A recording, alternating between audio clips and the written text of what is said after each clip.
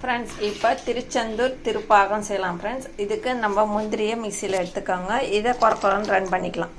இப்போ இந்த மாதிரி கொரன்னு எடுத்துக்கோங்க. இது முருகருக்கு ரொம்ப விசேஷம். இது செஞ்சு படைங்க ஃப்ரெண்ட்ஸ். திருச்செந்தூர் திருப்பாகம் இது. இப்போ இந்த கடல மாவை நம்ம லேசாக வறுத்துக்கலாம். இப்போ கொஞ்சமாக பால் ஆட் பண்ணி நல்லா கலக்கிங்க. எல்லாம் நல்லா கலக்குனா இது ஆயிடுச்சு. இதை கட்டி இல்லாமல் இப்போ நல்லா கலக்கிடுங்க. கொஞ்சம் கொஞ்சமாக ஆட் பண்ணி நல்லா கலக்கணும். கட்டியே இல்லாத நல்லா கரைச்சிக்கோங்க. இது முருகருக்கு வச்சு படைங்க ஃப்ரெண்ட்ஸ், நல்லது.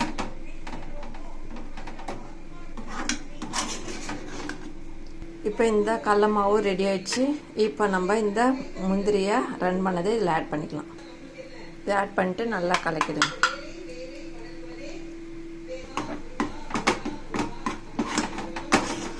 திருச்செந்தூர் திருப்பாகம்.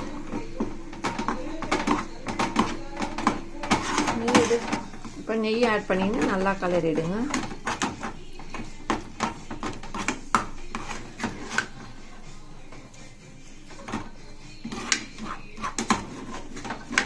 இப்போ இதில் சர்க்கரை ஆட் பண்ணி நல்லா கலக்கிடலாம். இப்போ இதில் ஒரு ஏலக்காய் ஆட் பண்ணிக்கோங்க.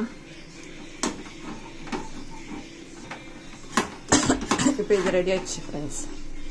திருச்செந்தூர் திருப்பாக ரெடி ஆயிடுச்சு ஃப்ரெண்ட்ஸ். இந்த வீடியோ பிடிச்சிருந்தா லைக் பண்ணுங்க, ஷேர் பண்ணுங்க, சப்ஸ்கிரைப் பண்ணுங்க ஃப்ரெண்ட்ஸ். டாடா பாய் பாய். மீண்டும் அடுத்த வீடியோவில் சந்திப்போம்.